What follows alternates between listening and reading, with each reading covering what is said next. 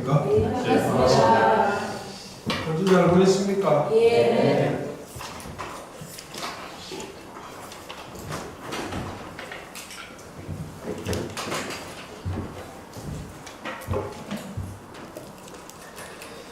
열페이지 27페이지요.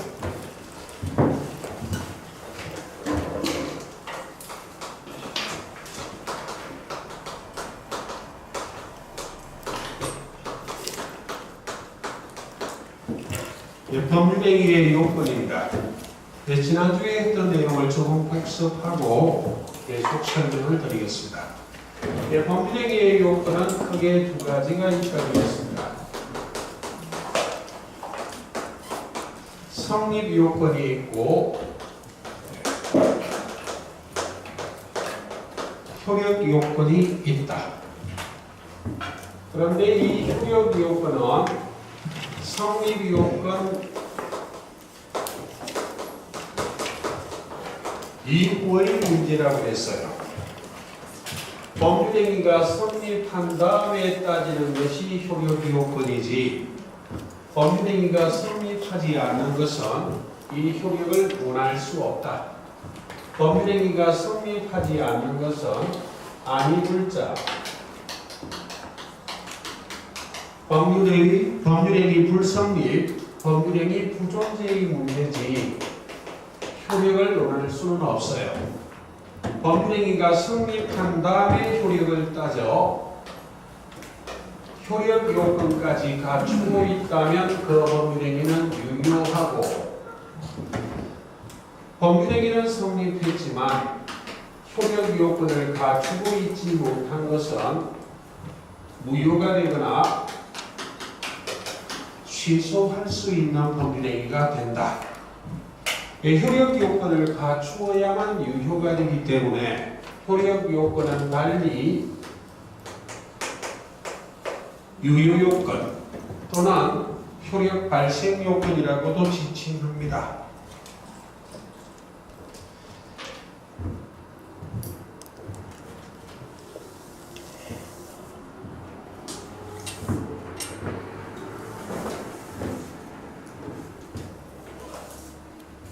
자, 성립 요건, 효력 요건이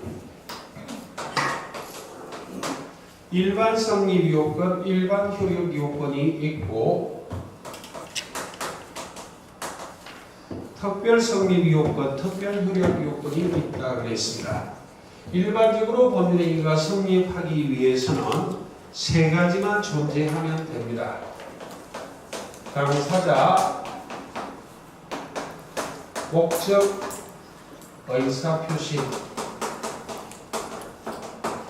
이 셋만 존재하면 일반적으로 법률행위는 성립하는 것이다. 자, 그러므로 지난주에 법률 사실, 법률 요건, 법률 효과를 했었습니다. 요즘 법률행위는 법률 요건이라 그랬어요. 법률행위란 법률 요건은 당사자가 원하는 대로 법률 효과란 결과를 발생시키는 법률 요건이기 때문에 법률 사실 요소 중에 반드시 무엇이 있어야만 한다.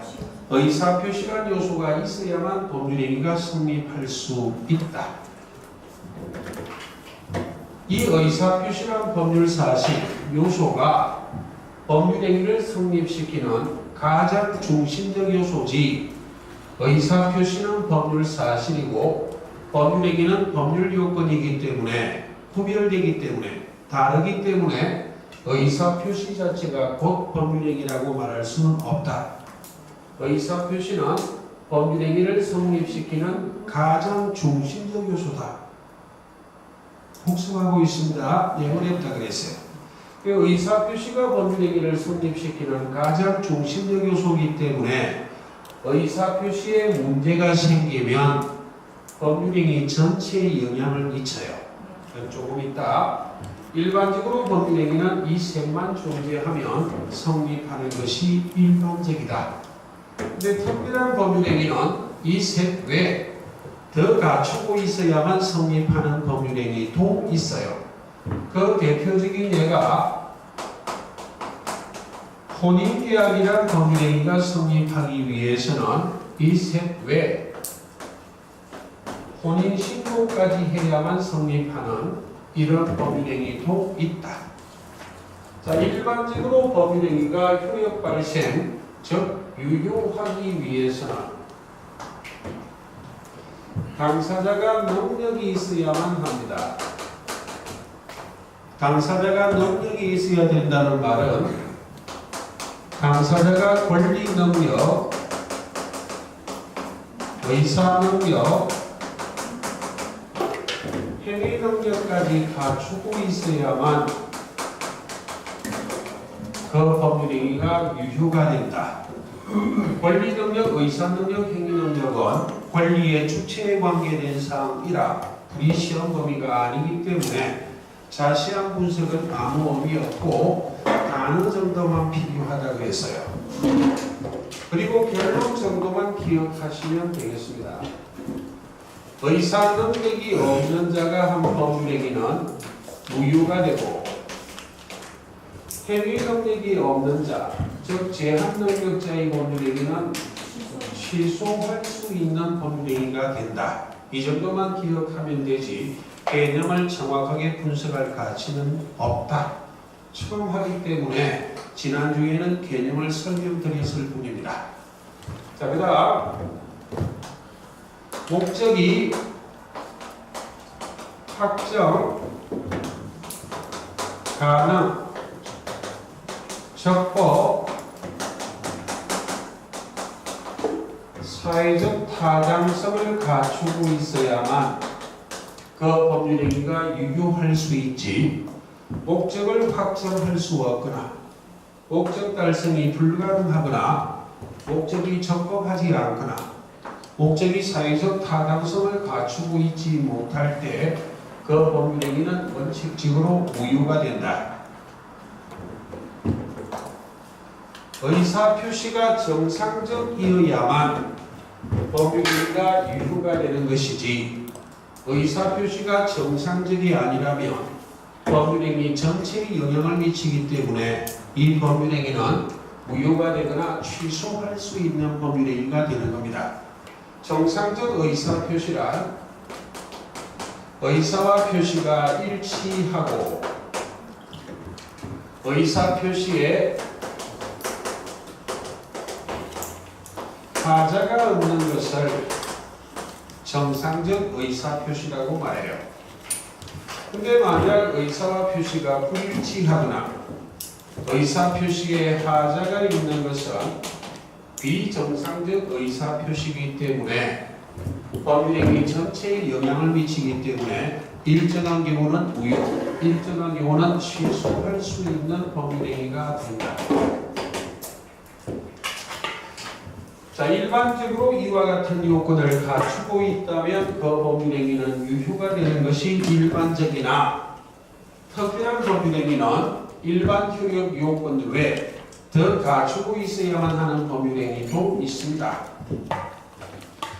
법률행위의 대리행위란 법률행위가 유효가 되기 위해서는 일반 효력 요건 외에 대리행위하는 자에게 대리권한 대리권까지 있어야만 그 법률행위가 유효가 되는 것이다.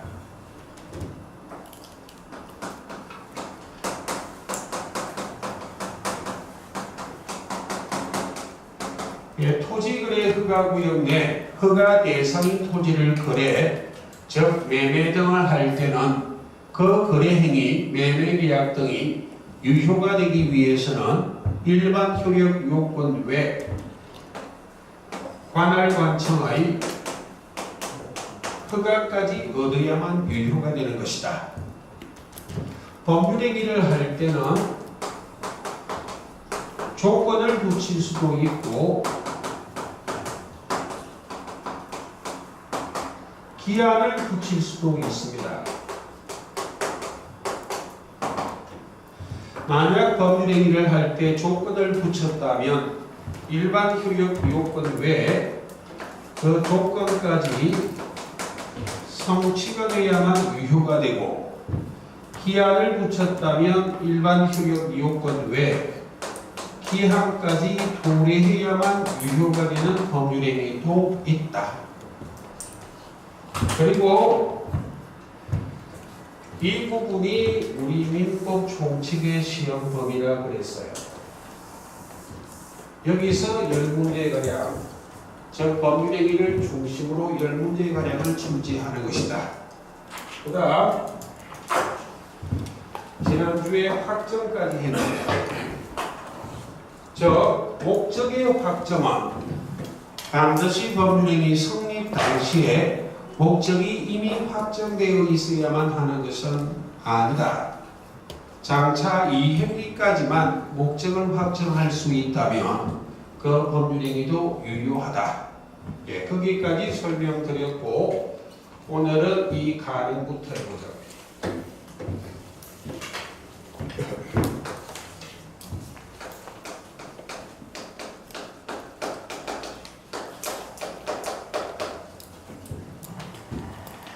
자, 그리고 작년에 혹시 공부 좀 하신 분이 있다면 세수는 세부대에 담가야 됩니다. 작년에 한 거 다 잊어야 된다고요. 머릿속에 든 지식을 잊으라는 이야기가 아니라 내가 좀 했는데 라는 사고는 합격으로 가는데 큰 장애가 돼요. 그러니까 처음 하는 사람처럼 새로운 새 뜻으로, 새 마음 새 뜻으로 그렇게 접근해야만 좀 더 능률이 올라요. 그래서 가장 관가하는 것이 입문과정입니다. 입문과정의 강의는 태반은 1월달부터는 안 해요. 지난주에 했던 것처럼 권리능력, 의사능력, 회의능력 이런 설명은 앞으로 두 번 다시 하지 않습니다. 그래도 어렴풋이 그런 기초를 좀 다져야만 벽을 넘어갈 수 있어요. 올해 합격하지 못한 이유는 뭔가 이유가 있을 거예요. 그 중에 하나의 문제가 기본이 안 되어 있기 때문에, 그래서 문제가 안 풀리는 경우도 있습니다. 처음 한다는 초심의 마음으로 그렇게 접근해야만 쉽게 합격할 수 있습니다. 내 작년에 좀 했는데 비도 좀 오고 날씨도 굴굴하고 연말이고 오늘은 제끼고 이런 거 하시다가는 능률 오르지 않아요. 예, 그만하겠습니다. 자, 목적의 가능입니다. 예, 가능의 반대말은 불가능이지만, 법률 용어는 되도록이면 글자를 줄이려고 해 함축적으로 표현하기 때문에 가능의 반대말은 무엇으로 표현하는 것이다? 불능으로 표현해요. 불가능이라는 표현을 쓰지 않고, 불능이란 말이 불가능입니다. 그럼 불능의 문제예요.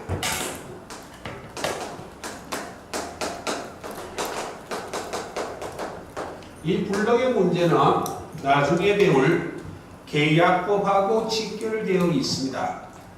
지난주에 민법전의 체계를 가볍게 설명드릴 때 민법 총칙이 물권법, 즉 채권법, 달리 말하면 우리 시험은 계약법의 공통 원리를 규정하고 있기 때문에 민법 총칙이 철학적 요소가 있어 무지 어렵지만 계속 강의하는 이유는 물권법, 계약법의 이론을 쉽게 풀기 위해서 민법 총칙은 버릴 수 없다는 이야기예요. 득점을 위해서라기보다는 민법 총칙을 잘해야만 물권법, 계약법을 좀 쉽게 접근할 수 있어요. 이 불능 이런 건 나중에 계약법에 좀 더 심도 있게 설명드릴 것이고, 오늘은 가장 기본만 설명을 드립니다. 자, 불능이 크게 두 가지가 있습니다.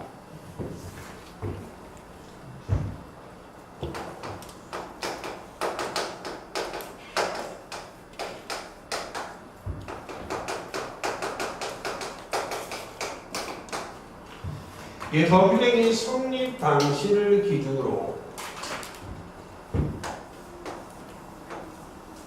그 이전에 불능인 것이 있고 그 이후에 불능인 것이 있어요. 자, 그럼 법률행위의 가장 대표적인 예는 계약. 계약 중 우리 시험 범위는 매매교환 임대차이기 때문에 이론이 약간 토대가 잡힐 때까지는 법률행위의 가장 대표적인 예, 매매계약으로 법률행위를 설명드린다. 그 말입니다. 자, 그럼 매매계약 한번 해보자. 이렇게 매매했다는 전제하에 항상 설명을 드려요. 특별한 경우에는 부동산을 소유하는 갑이 있고 갑을 간의 매매 계약이란 법률행위 하고 있습니다. 갑이 이 부동산을 파는 자 매도인, 을이 사는 자 매수인. 자, 부동산을 매매할 때는 주로 이렇게 매매합니다. 자, 1월 1일 날 매매할 때 그날 계약금을 10% 가량 지급하고 차후 중도금은 매수인이 먼저 지급 선이행하기로 하고 차후 잔금을 지급함과 동시에 소유권 이전 등기해 주기로 이렇게 부동산을 매매하는 것이 일반적이다. 근데 법률행위 자유의 원칙이기 때문에 언제나 이렇게 매매해야만 한다는 건 아닙니다. 예. 날짜 간격도 제 마음대로 임의적으로 잡았을 뿐이에요. 자, 이렇게 매매했다면 이 매매계약이란 법률행위는 1월 1일 날 성립한 거예요.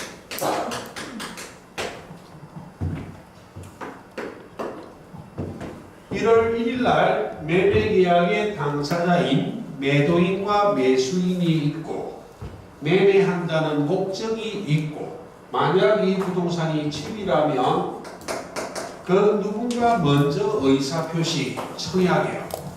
만약 매도인이 먼저 의사표시했다면 청약 내 집을 10억에 사십시오 라고 청약에 의사표시하고 매수인이 거기에 대응하여 당신 집을 10억에 사겠습니다 라고 의사표시, 성낙에 의사표시하여 매매계약이 1월 1일 날 성립한 것이다. 1월 1일 당시에 당사자 목적 의사표시가 있다. 그래서 이 매매계약이란 법률행위는 1월 1일 날 성립한 거예요. 성립했는데 이와 같이 매매했다면 2월 1일이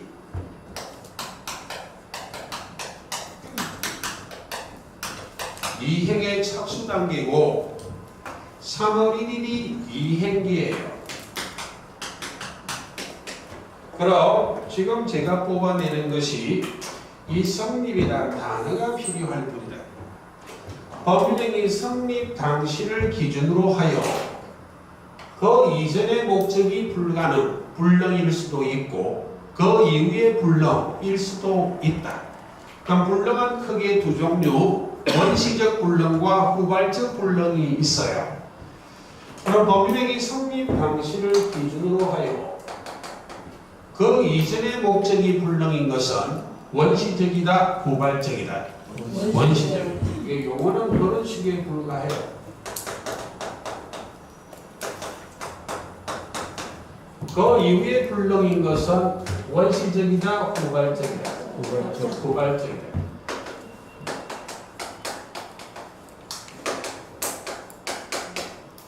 예, 자세한 내용은 계약법에서 할 것이고 오늘은 한 줄기만 이해를 하겠습니다.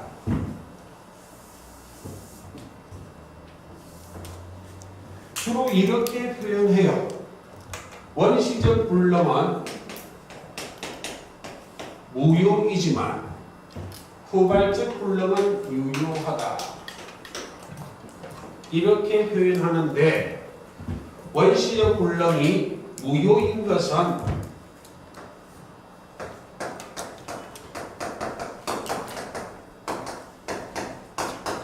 객관적 불능만을 말해요. 주관적 불능은 무효가 아닙니다. 일반적으로 불능이라 말하면 전부 불능을 말하는 게 일반적입니다. 일부 불능도 있어.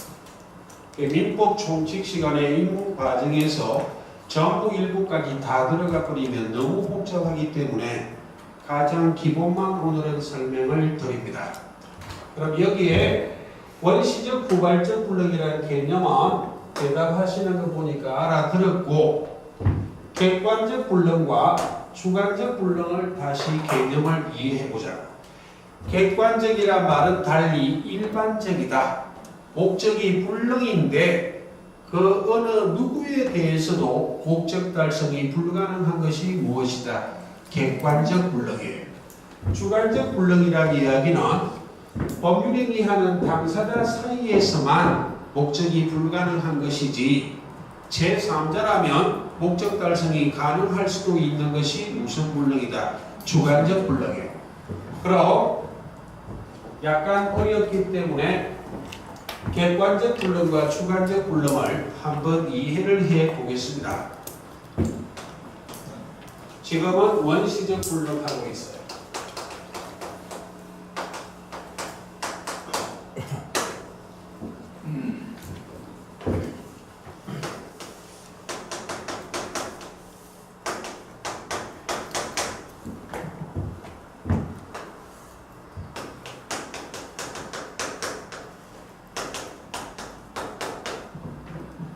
그 중에 객관적 불능, 주관적 불능을 개념을 한번 정리해보자 하는 이야기입니다. 자, 불능이 객관적이라는 이야기는 그 어느 누구라도 목적 달성할 수 없는 불능이에요. 그럼 가령 예를 든다면 제가 부동산 중에 집을 예를 들었습니다. 좌측을 끌고 옵니다. 가불간에 매매계약이란 법률행위를 1월 1일 날 성립시켰어요. 갑이 매도인, 을이 매수인. 자, 인문이나 기초과정에서는 되도록이면 용어를 정확하게 적어드릴 것이나 점진적으로 용어는 자꾸 함축되게 표현합니다. 적는데 시간이 너무 걸리기 때문에 매도인, 매수인을 이렇게 표기할 거예요, 나중에. 예. 자, 그럼 1월 1일 날 매매계약이 성립했는데 그 이전 12월 24일 날 이 집이 화재로 전부 소실된 상태라면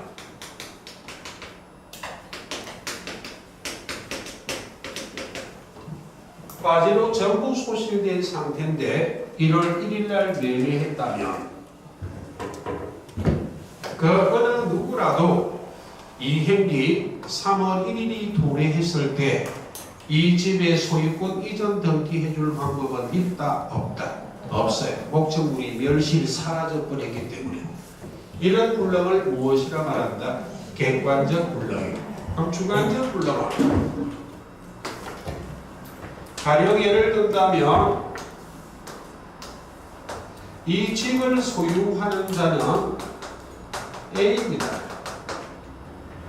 A인데 갑이 A가 소유하는 집을 을과 1월 1일 날 매매하고 있어요.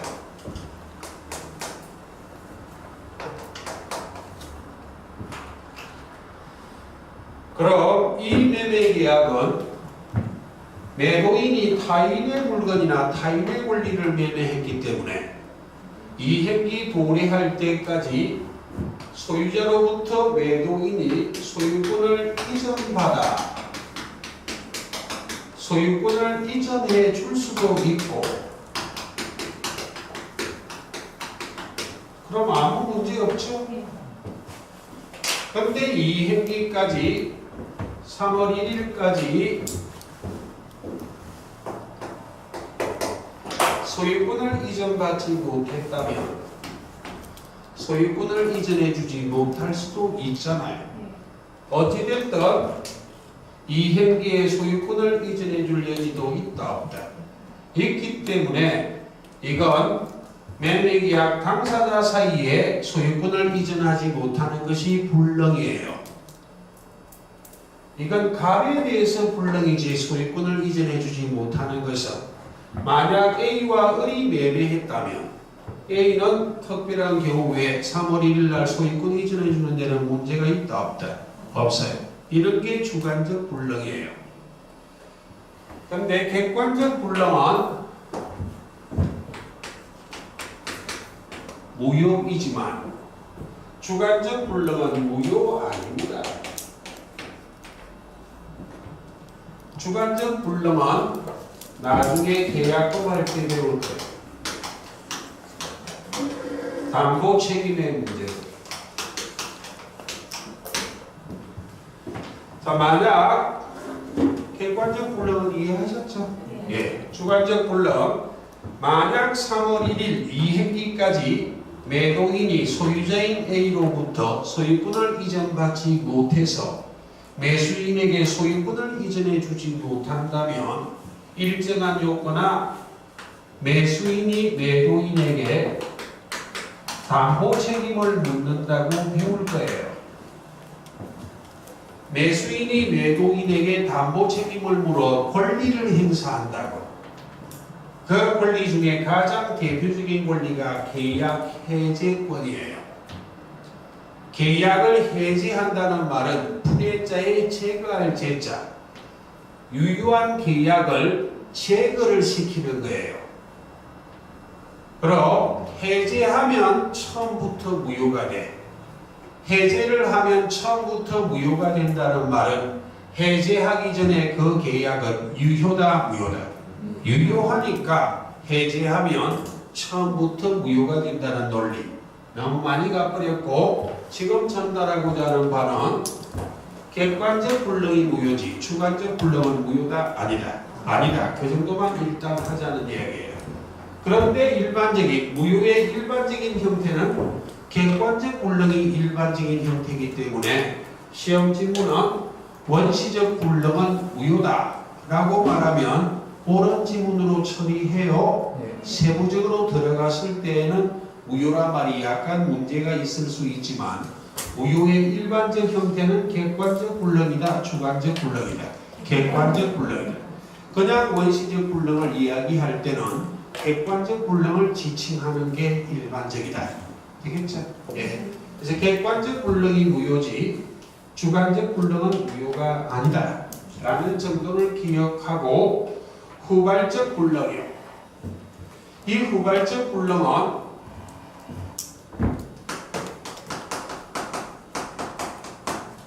채무자에게 귀책 사유, 달리 말하면 고의 또는 과실, 채무자에게 귀책 사유, 고의 또는 과실이 있는지 없는지에 따라 달라집니다. 채무자에게 귀책 사유, 고의 또는 과실이 있을 수도 있고 없을 수도 있어요. 채무자에게 귀책 사유, 고의 또는 과실이 있는 것은 나중에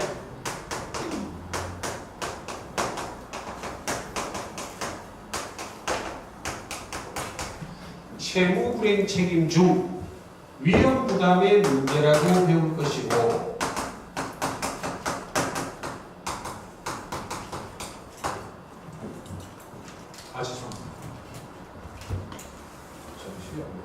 채무 불이행 책임 중 이해 불능의 문제고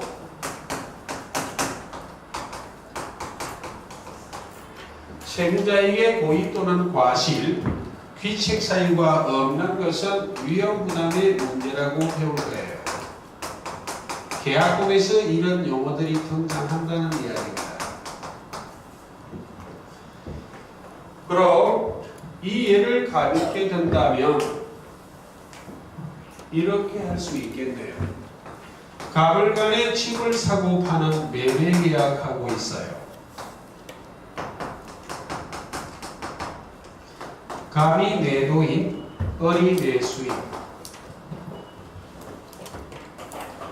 그런데 1월 1일 날 법률행위 매매 계약이 성립, 체결됐는데 이렇게 매매했다는 전제합니다. 매매 계약이 성립한 후 2월 14일쯤에 이 집이 화재로 전부 소실된다. 그런데 이와 같은 사유에 대해서 채무자에게 고의 또는 과실이 있을 수도 있고 없을 수도 있다 라는 이야기입니다. 그럼 누구를 채무자로 볼 것인가? 지난주에 채권자, 채무자를 했었습니다. 대금 지급에서 보면 대금 지급 청구권은 매도인이 가지기 때문에 채권자, 대금 지급 의무는 매수인이 가지기 때문에 채무자.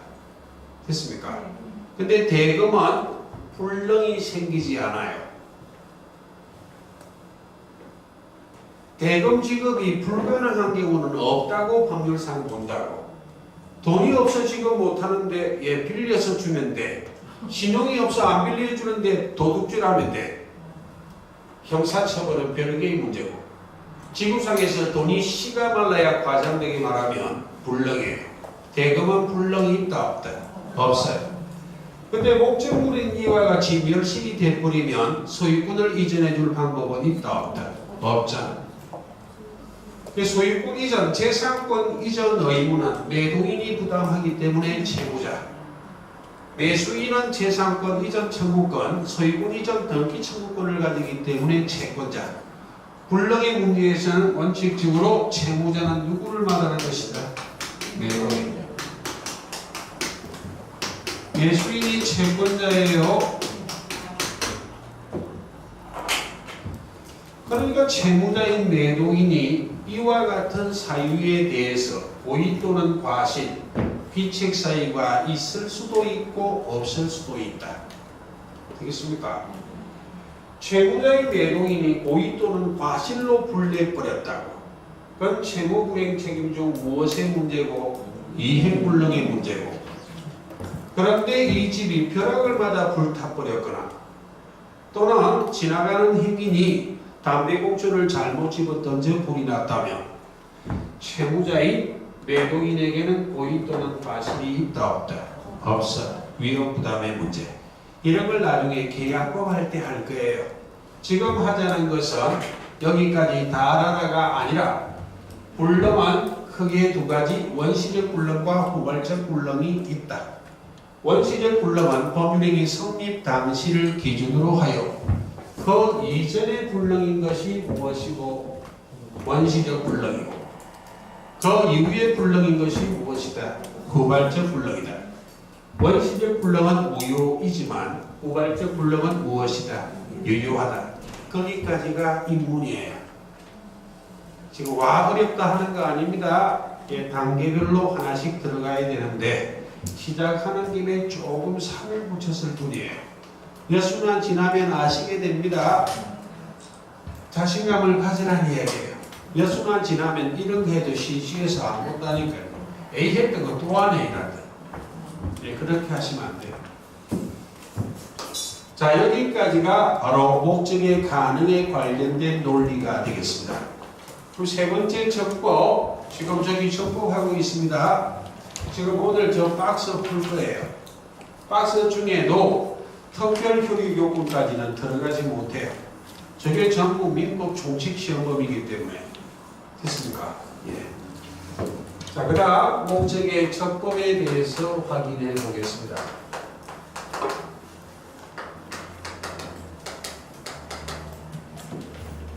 목적이 적법해야만 그 법률행위가 유효하고 적법하지 않다면 무효가 됩니다.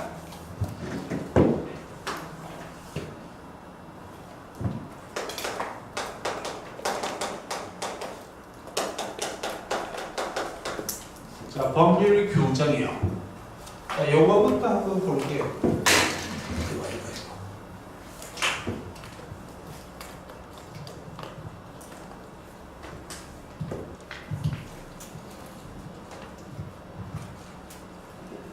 네, 법률 규정을 줄여서 무엇이라고도 말한다? 법규.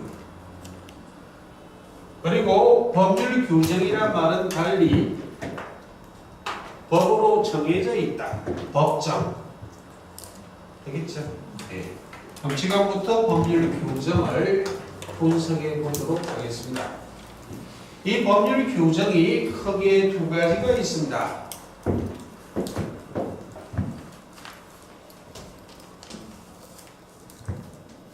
강행법규가 있고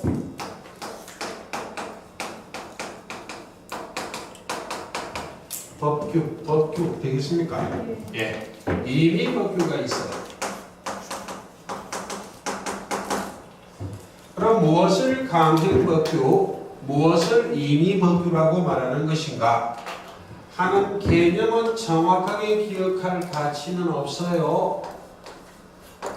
먼저 강행법규란 먼저 들어가기 전 어감부터 느껴보자고. 법률 용어를 만들 때 무작정 만들지는 않았거든.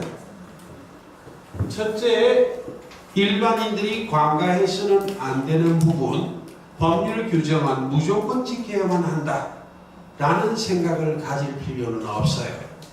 형법은 반드시 지켜야 돼. 민법은 모든 법률이 반드시 지켜야만 하는 것은 아니다. 법률행위 자유의 원칙이기 때문에 법률행위를 할 때는 자유롭게 하는 게 원칙이에요. 그러니까 모든 법률을 반드시 지키는 건 아니에요. 그럼 용어의 어감상 둘 중에 하나는 반드시 지켜야만 해.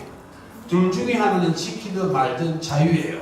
반드시 지켜야 되는 것은 강행, 임의. 강행이 반드시 지켜야 될 것 같잖아요. 예, 그 말이에요. 그럼 강행법규는 무엇을 이야기하는 것인가 하는 개념은 가볍게 보신다는 말입니다. 법률 규정이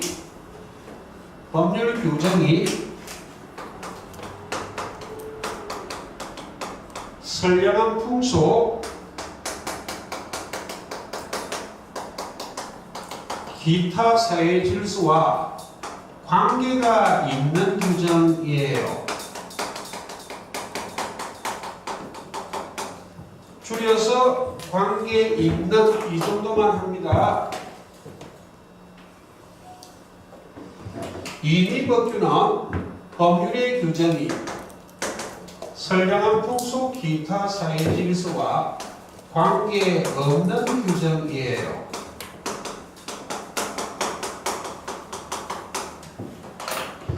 관계 있는, 관계 없는 이 정도만 하자는 이야기예요. 그래서 강행법규는 법률 규정이 선량한 풍속, 기타 사회 질서와 관계가 있기 때문에 반드시 지켜져야만 하기 때문에 이 법률 규정을 배제하는 약정은 허용할까요? 안 할까요? 안 한다니까. 이 법률 규정을 배제하는 약정은 허용하지 않는다. 만약 배제하는 약정을 했다면 이 약정, 합의, 이 법률행위는 유효가 된다, 무효가 된다. 무효가 된다. 그런데 법률 규정이 선량한 풍속, 기타 사회 질서와 관계가 없다면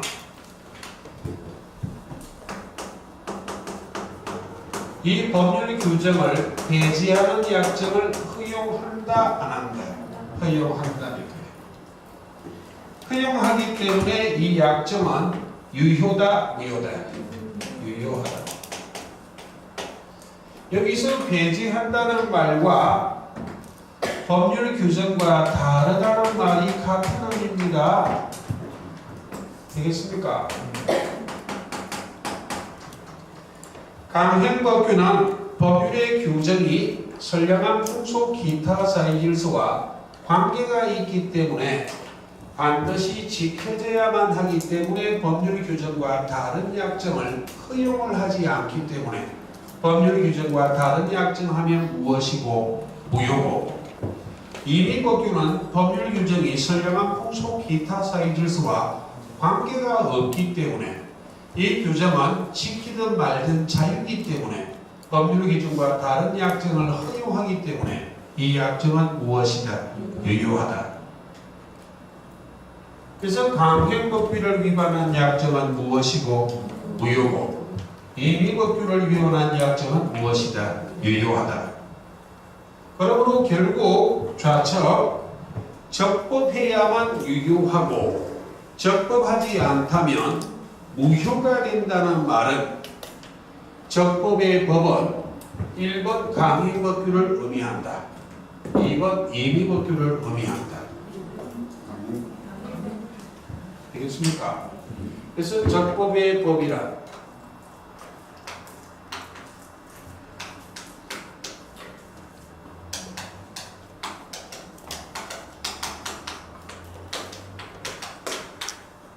강행법규를 의미하는 것이지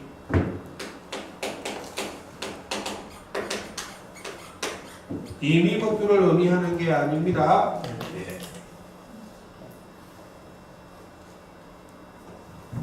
어렵습니까? 예. 그럼 칠판이 너무 많이 왔고 넘어가지 말라네.